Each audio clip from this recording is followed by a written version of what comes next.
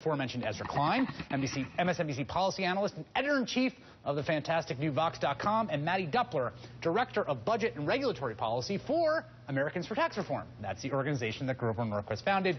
Mattie, why do you want everyone to waste precious hours on their tax returns? Why do you want to make people's lives worse?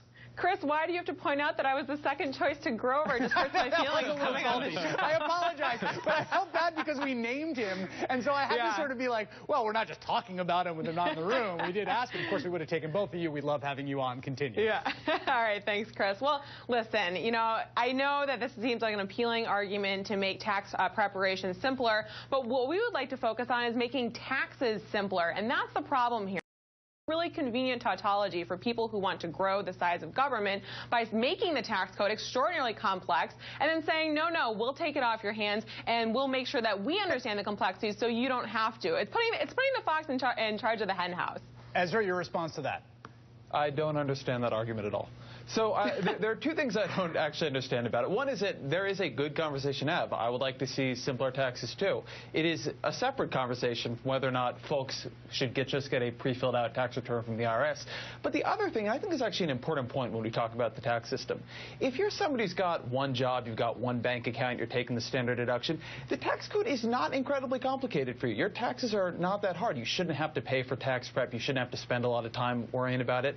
The tax code gets really not simple at all when you get up to real rich people who are doing a lot of sheltering in sort of IRAs and different kinds of tax retirement accounts. The tax code is not simple at all on the corporate side. But for these folks, the tax code is reasonably simple, and we can make it easier. So, yeah, I'm all for making a simpler tax code. We should have a conversation about that. But that's no reason not to make life easier for somebody making $45,000 a year who takes a standard deduction. Right. And, Mattie, it seems to me like these two things get conflated a lot. I mean, even in the tape we played at the top of the show, people railing against the IRS and the tax code. The tax code is a product of Congress, and there's lots of stuff in there that's horrible. I mean, there's lots of stuff in there that across the ideological spectrum, lefties, righties, libertarians, social conservatives, you can find stuff you hate in that fricking tax code if you look for it. But that is a separate issue. Then there's going to be someone collecting taxes. We're going to pay taxes in some way, so why not just make it easy and simple?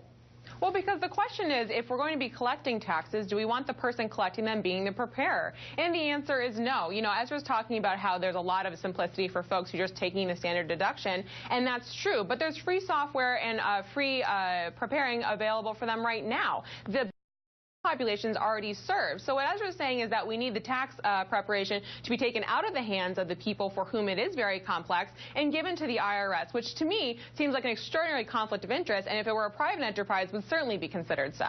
But wait, we're not taking anything out of anybody's hands, because I think this is something that gets distorted about this idea. The IRS would send folks a pre-filled out form. If you don't want to use that form, if you want to do your taxes yourself, if you want to have TurboTax do them, if you want a tax preparer to do them, you crumple up that form and you throw it in the garbage. There's no force of law behind it. They are not forcing you to send it in. It is just something that if you find it helpful, you can sign off and you're done. And if you don't, you don't have to. The people who have more complicated taxes, they want those taxes to be more complicated. They want to itemize deductions because it saves them money. They're not going to be somehow tricked by seeing a form and realizing that they can't do anything more, and they're certainly not going to be force of law. Again, this is one of these ideas, and it's one reason I don't understand really the objection to it. It has nothing except for those who make life a little bit easier. We just make life a little bit easier, and if they want to do something different, they can.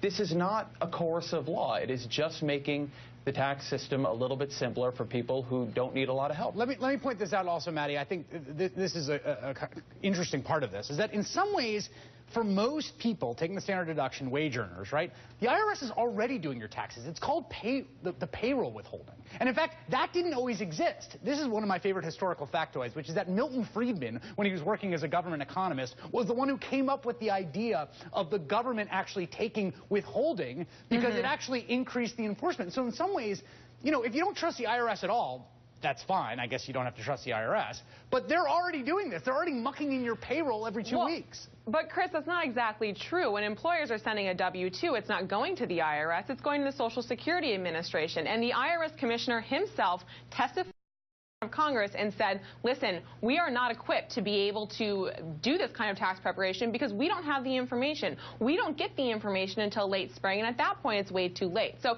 you've got the agency itself you would change things, saying this is a problem. Well, you would have to change things, but the problem is if it's such a simple and great idea, why hasn't it been changed yet? And it's because this is a huge bureaucracy. Ezra has an answer for that. Ezra has an answer for that.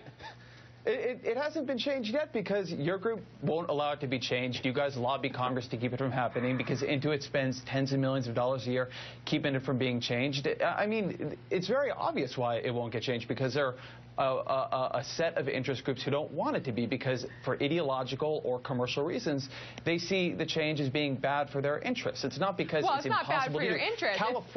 California did this. They had the Ready Return system. It was a great program. It was a pilot program. 98% of the people liked it. Other countries do this. We know this is technically possible. Ezra Klein from Vox.com. Sorry to cut you off, Mattie. Chris, you're killing me. Mattie Duppler, who's representing Americans for Tax Reform on this tax day. Thank you both.